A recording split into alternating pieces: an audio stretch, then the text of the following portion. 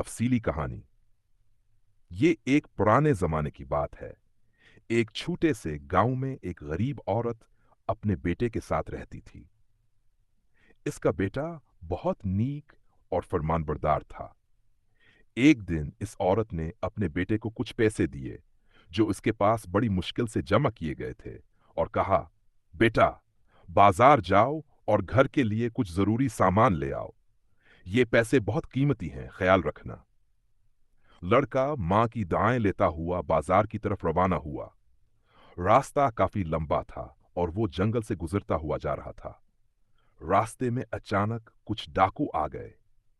उन्होंने इस लड़के को रोक लिया और पूछा, ए लड़के, तेरे पास क्या है? बता दे वरना इंजाम बड़ा होगा। लड़के ने थोड़ी देर सोचा, क्योंकि इसके पास सिर्फ 10 रुपए थे और वो भी मां की बड़ी मेहनत के थे। लेकिन वो बचपन से सच बोलने की आदत रखता था। उसने दिल में दुआ की, या अल्लाह, मुझे हमत दे। और फिर इन डाकुओं से कहा, मेरे पास 10 रुपए हैं, ये लो। डाकू हैरान हो गए। उनका सरदार बोला, अरे लड़के, हम तुम्हें धमकी दे रहे हैं। तुम झूठ भी बोल सकते थे, लेकिन तुमने सच बताया। लड़के ने बड़ी मासूमियत से जवाब दिया, हमेशा मां कहती है कि बेटा, सच बोलो।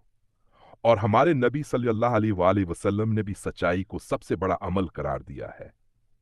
मुझे डर तो था, लेकिन मैं जानता हूं कि सच्चाई की हमेशा जीत होती है।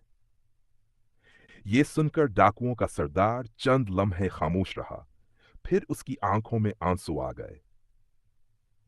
उसने अपने साथियों की तरफ देखा और कहा, हम अपनी सारी जिंदगी झूठ, चोरी और जुल्म में गुजार रहे हैं, लेकिन आज एक छोटे बच्चे ने हमें सबक सिखा दिया है। आज से हम तौबा करते हैं और कभी गलत काम नहीं करेंगे।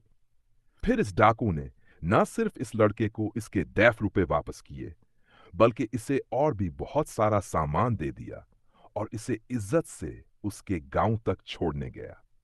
जब लड़का घर वापस आया तो इसकी मां बहुत खुश हुई और अल्लाह का शुक्र अदा किया कि इसके बेटे ने सच्चाई के रास्ते को ना छोड़ा और अल्लाह ने इसकी हिफाजत फरमाई। सबक मेरे अजीजों, इस कहानी से हमें यह सबक मिलता है कि सच्चाई इंसान की सबसे बड़ी ताकत है।